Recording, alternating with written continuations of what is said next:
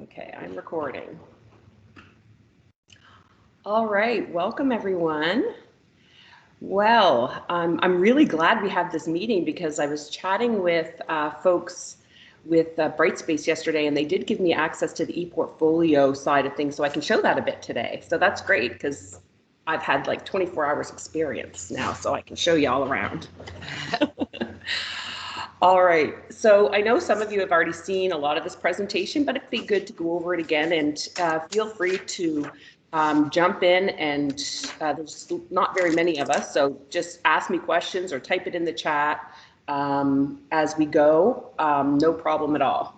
And if I can't answer the questions, I've got my piece of paper, my Post-its here, and I will write it down and I will find the answer and come back to you if I can.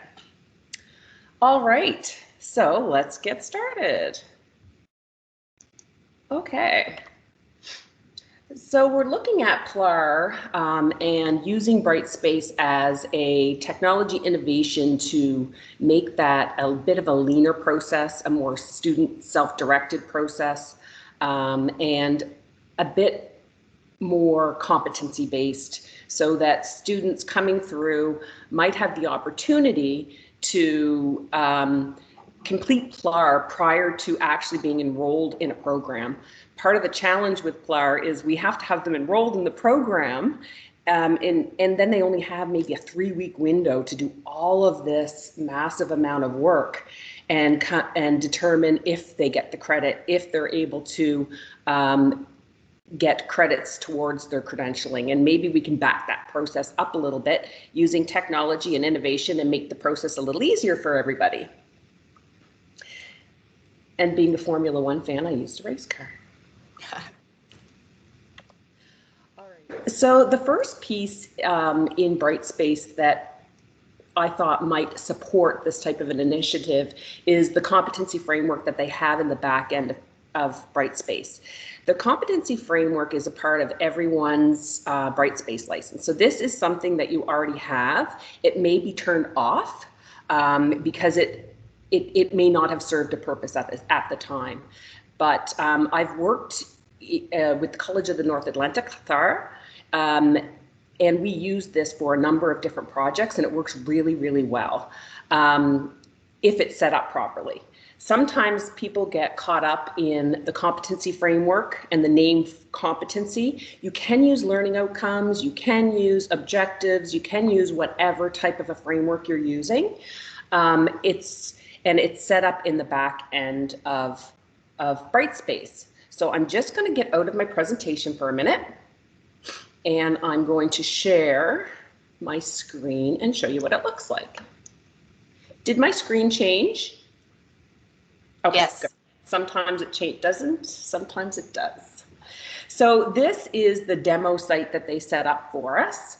And you'll notice it looks a little different than probably the Brightspace at your college. Mainly the list across the top, and this is a custom build for folks. So if you turn on ePortfolio, it shows up. If you turn on the awards, which is their badging system, you'll notice that shows up. You'll also probably see some buttons that are missing because they don't have assignments and things like that linked on the top like it does in some of the courses that I teach using Brightspace. So if you go into the course tools, sorry, go ahead. I'm sorry, leave it to me. Are we supposed to be seeing another screen other than the people? Oh, yes, that's, sorry. Sorry. You were supposed to be seeing my Brightspace. Sorry. Just 1 second. I was too busy looking at my screen to. And it did change. It changed back to us people. That's what I meant when I said yes. We're good. No problem. Okay, here we go.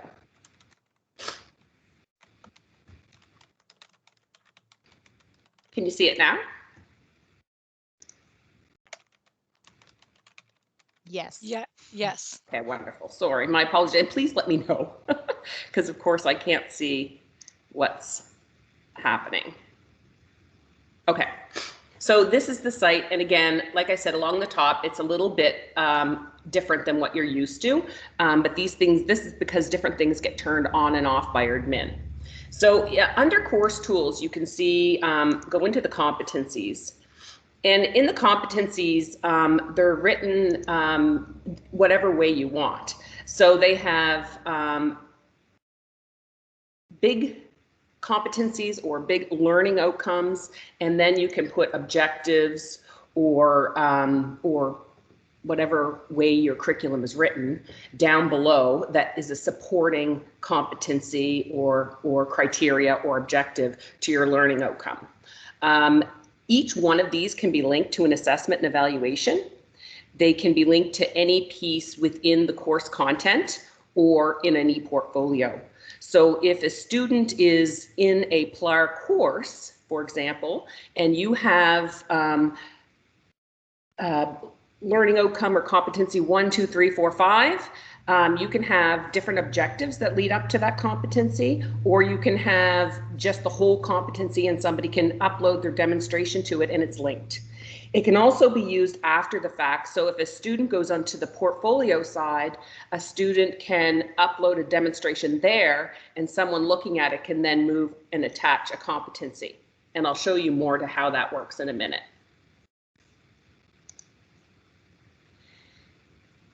Did my page change back to my PowerPoint? It did not. Okay.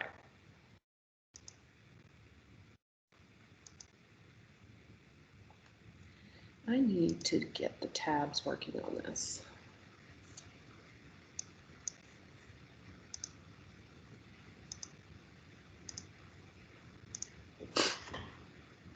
All right.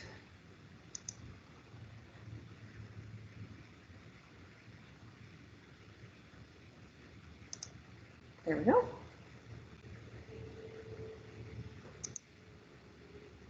Can you see it now?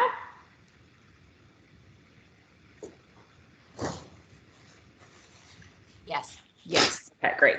So in the competency framework, like I said, the large learning outcome or competency is at the top, and then the supporting criteria can be at the bottom. And rubrics can be developed for either or, and I can show those to you in a minute. Also in the system, there's the badging and the e-portfolio, where the badging can be used at the competency level, it can be used at the outcome level or objective, or any combination of learning. So you can create a badge and then connect anything that's in that competency framework in the back end. You can connect anything to that. And they have some sample badges in the system, or you can create your own. The e-portfolio will showcase any digital demonstrations of learning, which would be, for an example, a badge. So in the e-portfolio, it shows the student what badges that they have achieved, and it will also tell them which competencies or objectives are linked to that. And when I show you the e-portfolio, you'll also see where a student can filter what they have achieved, even by objective, so that they can get a running list of what they've already accomplished. Comments and feedback can be added by either the student or the assessor and linked to the competencies by the student or the assessor. So in the system, you can set up demonstrations of learning and assessments and evaluations that are linked to the competencies, and students can make comments and reflections. Faculty or a subject matter expert can also do that. They can do it with handwriting, they can do it with an audio clip, they can do it with a video clip, and they can do it in a text box. And e-portfolios can be downloaded. You know what, they can't be downloaded to MyCred, so I'm going to change that. Sorry. That's just can't correct. So the e-portfolio can be downloaded is the main point. So one of the other challenges with Brightspace is once a student was no longer a student, all of the content from their course material, unless they've downloaded it, is gone. So in the ePortfolio, it allows a student to customize and build their demonstrations of learning, including their badges and competency achievements, and they can be downloaded, and it can be uploaded to CanCred. So it comes down in a zip file, and I'll show you how that's done. It's pretty simple, and then it can be uploaded. If you have the pro version of CanCred, they have an LTI integration, which just allows them to talk to each other. At this time, MyCred does not have that, but with so many people using Brightspace, I'm sure it's going to happen. But right now, if you have that integration and the pro license of CanCred, they will talk. So if a student gets a badge, it'll automatically go over into their CanCred account. But that's not the case with MyCreds at this time. But I'm sure, because it's such a new service, it's only come out in 2020, in the fall of 2020. I'm sure it will happen. The assessment and evaluation testing can be self-marking and award competency and badging. Also, Brightspace has a Pulse app. So they can download, if you search for Brightspace Pulse, you'll be able to see the app. This allows students to submit using their phone or mobile device, tablet, anything, in order to take a picture or a video of whatever learning they're doing. Maybe they're in the workplace, maybe they're at home trying to get some documents together. They can use their mobile device to upload to their Brightspace course, their PLAR course. So using the Brightspace app, they can upload and do coursework right on their phone. The Brightspace app has actually come a long way. It also will flag any due dates and things like that, and it can, if you work with your students really in the beginning, I make all of my students set it up right in the beginning, so that way they're even getting push notifications for when things are due. They don't go anywhere without their phone.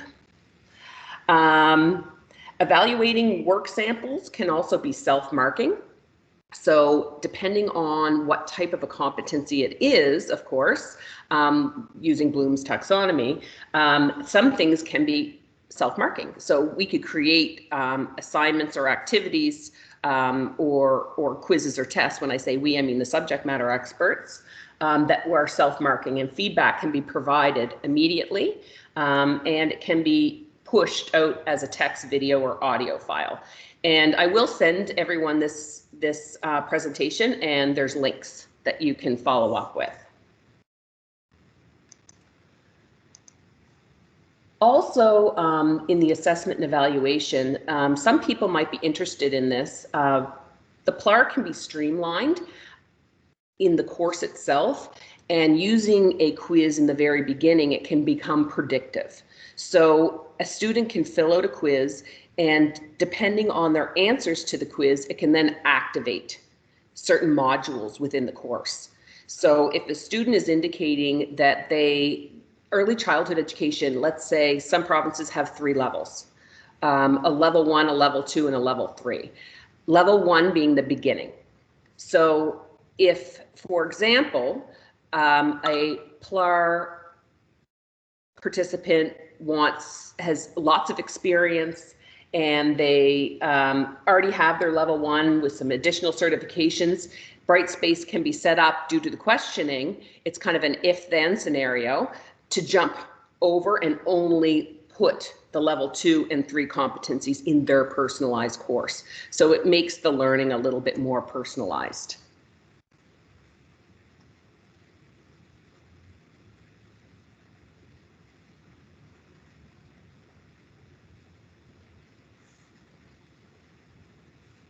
Oh, my apologies. There. Okay, I'm very, very sorry. Gotcha. And another example, an employee with early childhood might say they have 2 years experience in an infant room only and no additional certifications or training. Brightspace can then provide them just with the level 1 competencies and not the other 2. So it doesn't make it overwhelming. It doesn't make it look like it's a huge mountain of information in there for a student, kind of personalizing the experience.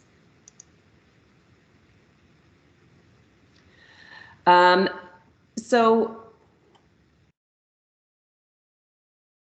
using a backward design approach,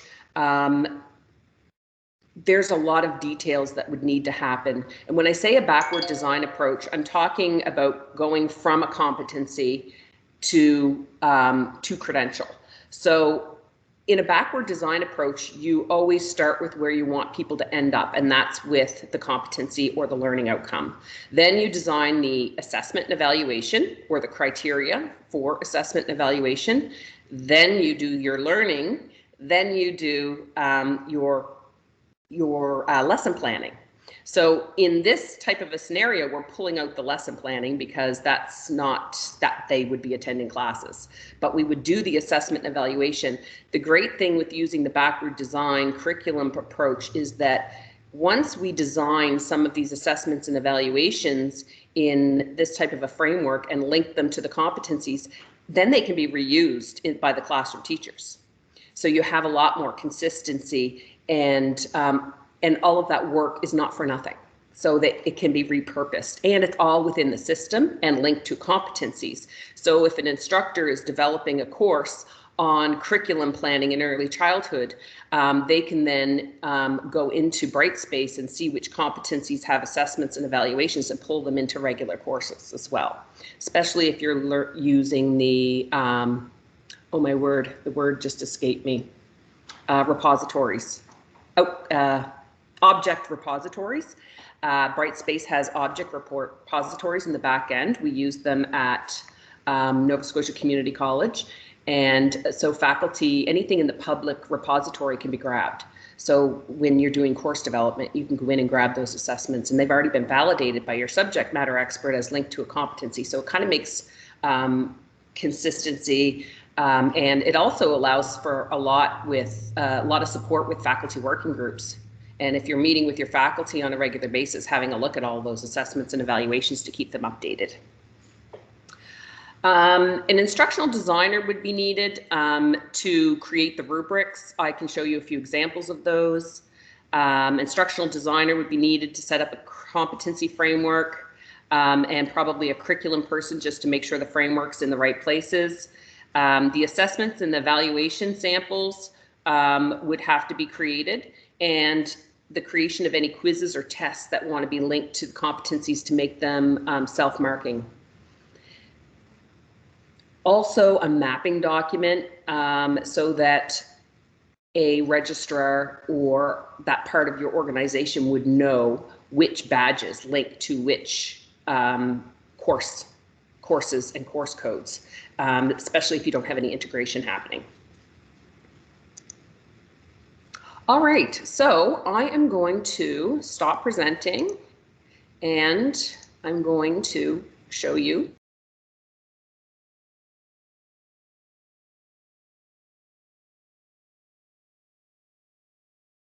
this before.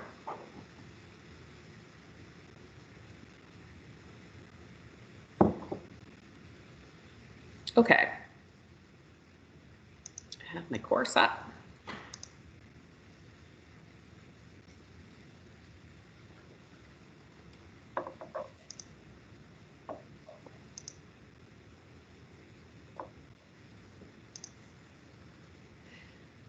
Can everybody see my course? Okay, great. So this is the landing page. And again, like I said, it's a little different. The awards section is to do with the badging.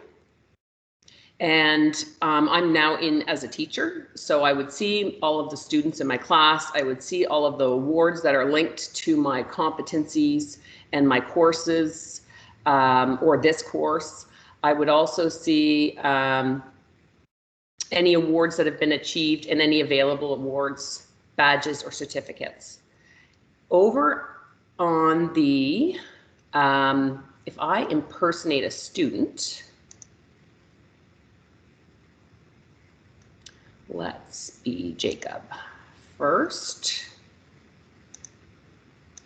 So I'm going to go in as Jacob. So now Jacob is welcomed. Jacob can see all of the course units that he is working on, and he'll go over to the content tab. Now, it always lands on where you left off. So that would be the first place that the student would land. Then they'd have an overview, just giving them a little explanation of the course, and an overview of the PLAR. You can put whatever you want in the overview, and getting started button. This is where there's a quiz. So this quiz, if a student goes through it, will trigger all of these level 1, level 2, and level 3 on the side. So depending on the answers a student gives, it will light up the different levels of learning and personalizing the experience right from the beginning. So the student is doing this quiz first, then it triggers whatever modules that they have access to. So if the student is going right into Unit 2, Program Planning and Early Childhood Education, this is the learning outcome and the objectives or competencies, and that's the badge that will be achieved in completion. A little video explaining a bit about planning and early childhood education, and then they have assignments. So if this student wanted to demonstrate their learning and create or modify a program plan, they would then submit their demonstrations of learning. And I have uploaded some of my students because this is an activity plan that a student may have created, and they've uploaded their plan, and then they did a little video link explanation of how they have created and then modified because of the developmental, demonstrating the different developmental domains.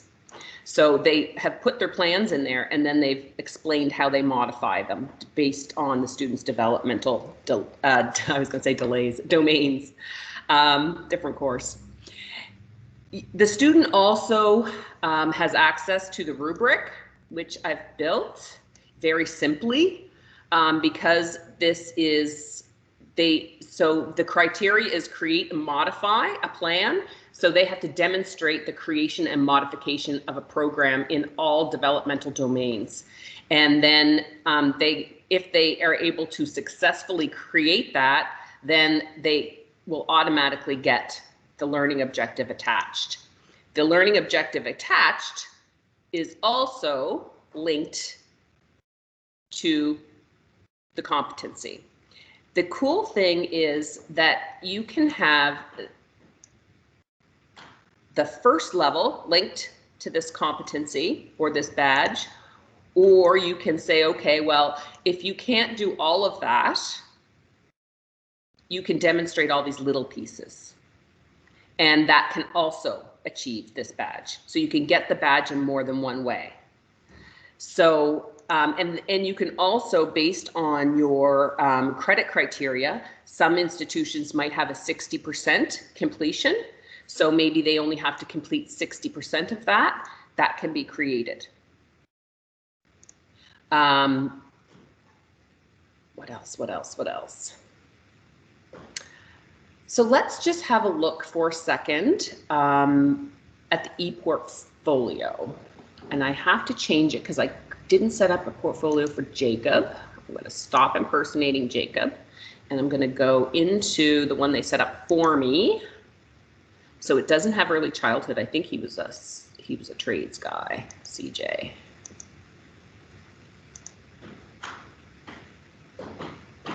So I'm now in as another student, and I'm going to go into his ePortfolio. So on the ePortfolio has 4 pages. The general page, where this is kind of their landing page where they can build out their e-portfolio, they can create a presentation which allows them to put a bunch of pieces together and make a presentation on a certain topic. A new collection is a way to categorize presentations or demonstrations. And this is all of their demonstrations of learning. When you're on the course side, over here in the content, every time you do an assessment or an evaluation, it has a little button I should have showed you that says Save to My Portfolio, and it will go over into this section. Also, students can create reflections. I learned this. People can add a file, add a link, add some tags so that they can search it easily, and add to their portfolio. And then that creates a reflection. If you look at these little buttons, little icons down here, a little green cloud is a reflection. So the student has taken a document of their learning and they've reflected on it. These are their presentations, and these are uploads of images. So if you want to look at a presentation format, it's really nice. So this student has built a little presentation of their learning of a solar powered challenge that they were involved in, and they kind of included some links to it. It puts the student's picture in there, and some details that they want to include, a video on the solar car that they built, and they can also include their digital badges. So this is the badges that the student has achieved throughout their course. And the great thing with this is that they can also share and export any of this material. And once it's in that zip file, it can be uploaded to the CanCred, or it could be just sent to an employer. It can be, then they have their own, they have control over what badges and competencies they've achieved. Under the My Items tab, that was the landing page. It just has all of their pieces individualized, and they can sort them by the artifacts, which is just the pieces that they've uploaded. It can be sorted by collections, presentations, all of the reflections, and any of the competencies or objectives, which is the smaller, that have been linked to their reflections or their documents. They can also create customized exporting. So if they were to click which ones they want, they can then export it, and it takes it. I did it a couple of times last night. It was less than 30 seconds to create a zip file. They also, in the ePortfolio, you can explore and groups. These two are kind of connected. So I could see institutions or organizations using this for having different layers of groups. So if you have PLAR students in general, creating a sharing group for all of your PLAR participants, new information, that would be your information push for everyone that's in there enrolled in the PLAR course. So you could share any new information. Don't forget, you can, here's the resources you have available to you, all of those kinds of things. You can also set up a sharing group for just people who are PLARing ECE and have that kind of an information push. And when people, you could turn on communication so that they can chat with each other, or it could just be a one-way push from the institution out. You can also push information to the individual participants. So it's individual, and it can be set up as groups depending on how you want that to happen.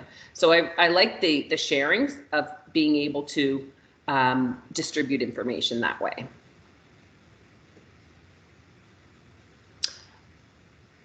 Trying to think, is there anything that you'd like to see or ask me at this time? Let's go back to the content page again. I think that's it for showing you.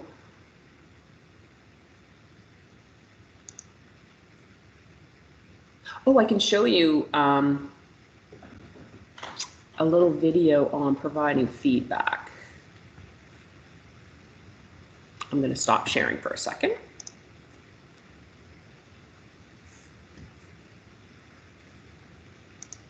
And if the video doesn't work, I'll just pull up one of my courses and do it live.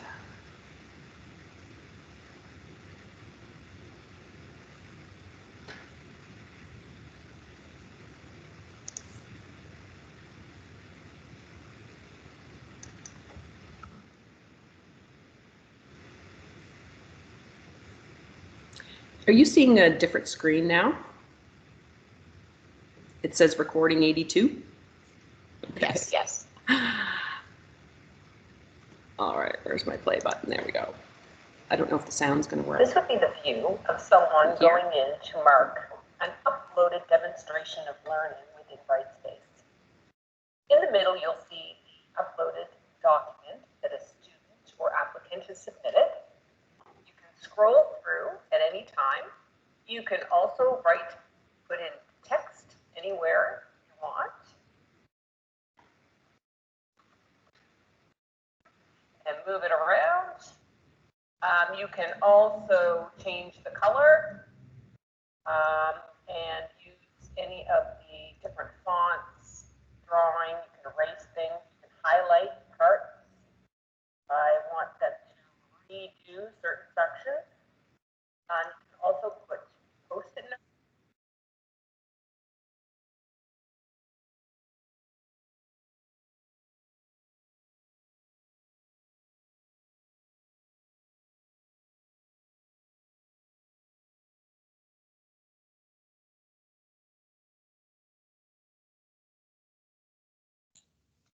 Seems like we lost the sound there, Shelley, for a minute.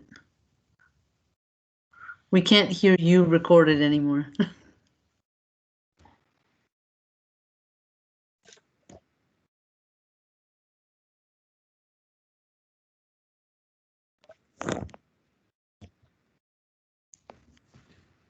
So you can't hear? Once it's sort of highlighted, we lost your voice. Oh, we can okay. still So see you the can, video. yeah, I'll just turn up the volume a bit. That voice, oh my God. My daughter was rolling her eyes last night. What are you doing up there? I will just go back a bit. It's a beautiful voice, in my opinion. Oh, you're not my partner. He thinks it's like nails on a chalkboard.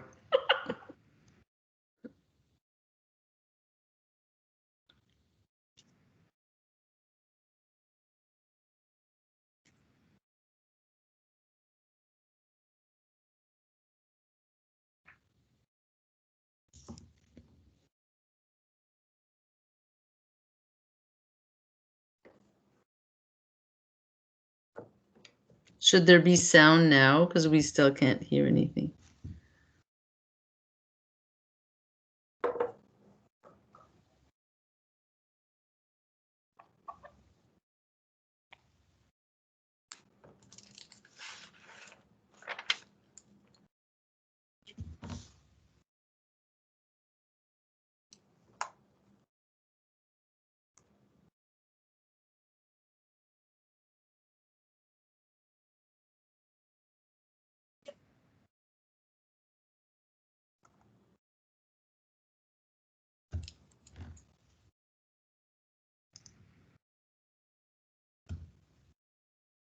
All right. So I will send those little clips and things like that as well. And I also did a little video last night when my daughter was laughing at me on the portfolio. So it's a lot longer because there's so many more pieces to it. Any questions or anything else that you'd like to see, or what are folks thinking? Yes, it was a Word file, Pierre. I'm thinking I'd love to use that portfolio for multiple programs. So I'm going to have to check and see if we have access to that. When I spoke with Brightspace, they said the competency framework, the e-portfolio, and the badging and awards are available at all the partner colleges that have Brightspace. They're turned off. Okay. If you can't see them, it's just something, it's a big launch to do training and create all of those opportunities. I'm sure Pierre could explain that more, having worked there before, but that is part of the basic package.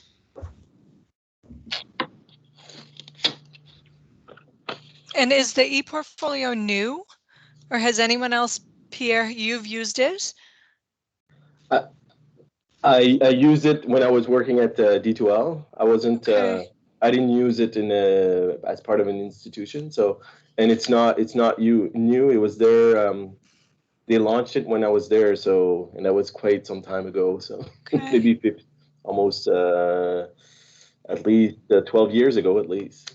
Yeah. Okay. And has any of our institutions on here today, has anyone used it? Not us. Not the CCNB. Not for Okay. us. Okay. It has had significant changes in the last few years. Apparently, Yeah. there were some issues with it and the glitchiness of it and things like that. But in the going through and talking to some of my colleagues that have been using it, things have gotten much better, including the competency thing in the background, the framework. Okay. Other questions? To me, it just looks like a new beginning for both staff and students. It's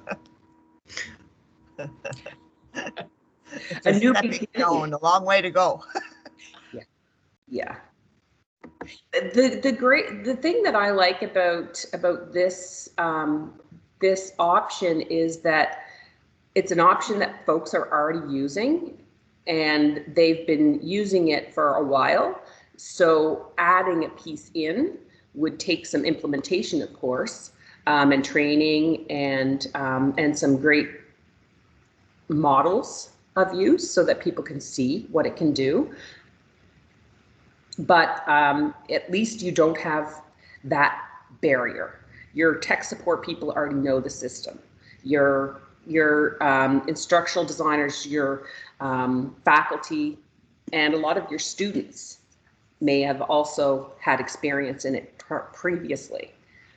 So they don't have that fear. And a lot of people have been forced to use it over the last year. So I think the learning curves are really, I know the courses that I've been teaching this year, oh my goodness, the students' tech skills have come a long way.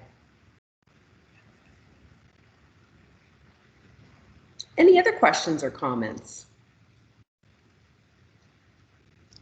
From the presentations that many of you took part with Validate or with the metrics and their Validate platform, the things that got you excited with that platform, are you seeing them in this, in Shelley's presentations and the capacity that Brightspace is offering? Michelle? One thing I was happy that you mentioned today, Shelley, was the use of the app, because I was curious about that when I had watched the Validate presentation, how simple it could be for example, English as a second language learners to just upload something based on the competency. And I think the app kind of bridges that function because it's a lot simpler. They may not have access to a computer. I'm not really entirely sure what the app looks like, but it seems like there might be a little bit more user friendliness with that. There's the apps, they've come a long way. When I first started using Brightspace, there was two apps. There was Grader and there was Pulse. So Grader was for teachers and you could mark within, and it was awesome. I used it constantly on my iPad, but now they've introduced Quick Grade into their platform. So they don't have, Grader got retired, I think in September, so they no longer have the Grader app. But what they have introduced is, I think it's actually called Portfolio. So it's more targeted right now at the K-12 system because they needed something very simple for a student to document learning at home. So the students are using an iPhone to take a picture of something, and then it goes right to their e-portfolio so that they don't have to do any management. So I see, but in the reviews and the people that I contacted, it is still a little glitchy, but that's coming so that they'll be able to do direct drop into their e-portfolio as well. But with the Pulse, and you're able to put it right into your course and then click portfolio, I think adult learners won't have a problem making those connections where K to 12, the younger students, kind of elementary students, need the more one button touch. So the technologies are definitely, the Pulse app is great unless you're an instructor, because it automatically, once you connect it to your account, every course you're connected to gets pulled into your Pulse app. So I get 124 courses pulled into my Pulse app, and it almost blows up my phone. So I can't do the demonstrations on my phone because I have too many courses where I do a lot of instructional design. Any other questions? Is there anything else that you'd like Shelley to look into? Has it sort of, because I think we sort of went down this path. We got all excited for Validate, and then the questions came about, well, is it going to line up with Brightspace? Is there any way? And then we sort of went along the path of discovering if Brightspace had the same capacities that everyone was looking for. And I think Shelley's done a great job at poking the brain of the D2L folks and really sort of discovering that these capacities you already pay for and you already have them, and obviously from here every college got the presentation from Validate, and it's the Innovation Center was here to sort of support the digging of information to help you with all of your decisions, whether you go with Validate services or stick with Brightspace, or is sort of institution per institution your decision. But just wondering at this point, is there anything else that we can do for you or that Shelley can do for you to dig into something a bit more, or are you happy with everything you've seen and that you're better equipped to make your decision from here?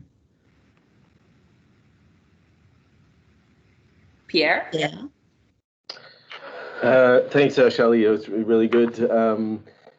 So for me to kind of understand and wrap my head around it, so we would need to do, let's say we want to do PLAR, because that's what we want to do. We need to establish that competency profile. So with all the different objectives and however we structure it, but we need to establish a competency profile. And then as we would assign an instructor or somebody to assess. The person that wants to go through the PLAR process, they would use the portfolio app or the portfolio tool to have those have that assessment happen, because they need to provide some supporting documents to either videos or other documents. So they would use their e-portfolio to link to those competency profiles that would be developed, right? I know it's a. Well, I was thinking there's a couple of things in what you're saying. The way I would design it is, think of an Excel sheet, and I would put all of the learning outcomes with objectives or competencies and the skills below it. And I would build out an Excel sheet. Then across the top, I would put the assessments and evaluations, and then I would color code it based on the courses in the program, so that I would have everything on a one-sheeter. And then I would have subject matter experts draft a rubric first for each evaluation, and then create the options for evaluations or demonstrations. The magic number is usually three ways to keep it in a UDL framework. You can put a picture, you can put a video, you can, Right. And that's the way I would build that piece. Then on the student user end, they don't have to be in the ePortfolio to upload that learning. It can happen in the course end, where you can actually put those rubrics and demonstrations and samples in an assignment box, and then have the student upload there, and then it has a button right next to it saying share to portfolio, and it'll automatically go over. The way I'm picturing the ePortfolio side is them exporting to keep it. If they want to keep that information, all of their badges, everything goes into a zip file. Right. And they can upload to CanCred, or they can do what they choose to do with it. The ePortfolio, they can also upload on that end. And then the instructor and subject matter expert can also link from the ePortfolio side. They can go in and look at something, you know, where you saw the explore page. If they've been flagged to look at something, any subject matter expert or instructor, if they click on explore, it'll come up with all of the feedback or things the student have done, and they can link objectives. But I'm thinking that it would be easier. The student kind of needs to know the objective before they put the demonstration in. So to me, it would be easier on the course side. Okay, so they would be enrolled into a like you mentioned, like a PLAR course, basically. Yes. Yeah. Okay. Okay. Thank you. And I mean, there's lots of avenues for partnership from this. When you think about, regardless of how we do our curriculum, if we look at competencies and demonstrations, we could work together to build out those assessments or evaluations or some of these competency frameworks, especially for programs like ECE, where really they're standardized. A lot of the pieces are standardized. There's customized pieces of curriculum within those programs, of course, because we have different provincial regulatory bodies, but there's some core things in there that I think that we could develop and share. Colette. Yes, thank you. Very interesting and a lot of potential in there. The only reason I wanted to speak is to make sure that we get all this through electronic files so I can share once I go away. I promise. Thank you. Keep rubbing it in, Colette. Yeah. No, she can't get through a meeting without mentioning it. I think that's like a given right. Like you've deserved it. You should put it as your background. My friend has an app on her phone with a countdown. She's like down to 349 days. Oh, that seems like a lot to count down. Patrick and I's team have 3 people leaving this year. Oh, Colette's got a calendar there.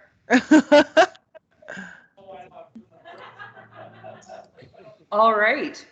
Well, if there's no other questions, I don't want to keep anyone longer than necessary. I'm going to stop recording. And what I will do, I do have to run to another meeting, but by the end of the day, I'll send, and it takes a while for the video to queue, I'll send the presentation and the video, this recording to, Nadine, should I send it to the whole team or just the people in this meeting? No, I think the whole team would be great. Yeah. Okay. And people can choose.